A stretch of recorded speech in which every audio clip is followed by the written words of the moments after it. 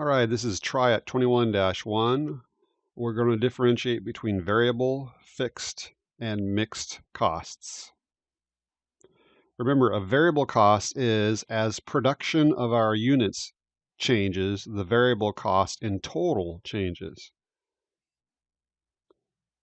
That would be like the battery for a tablet that the company is producing. The more tablets they produce, the more batteries they need to purchase, therefore the total cost of the batteries varies.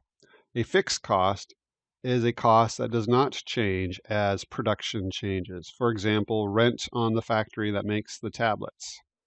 If you make one tablet or you make 1,000,000 tablets, you still have to pay the same rent for that factory. And mixed costs are costs that include a fixed component and a variable component. The famous mixed cost example is a cell phone plan that charges you a basic fixed amount per month and then at additional costs per minute of use. So the following is a list of costs for a furniture manufacturer that specializes in wood tables. Classify each cost as variable, fixed, or mixed. And here's the important part. Relative to the number of tables produced and sold. So everything is compared to so everything depends on the number of tables we produce. So let's look at the first one. So the wood used to build the table. So as the company builds more tables, does the amount of wood, the cost of wood, change? Yes, it's a variable cost. Depreciation on the saws and other manufacturing equipment. So whether we produce one table or 1,000 tables, we still have the same equipment, and that depreciation will be the same no matter how many tables we make. Therefore, that is a fixed cost. The depreciation will not change.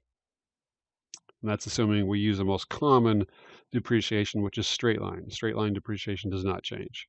So now compensation for sales reps paid on a salary plus commission basis. All right, so the salary is like maybe $4,000 a month, so that's fixed.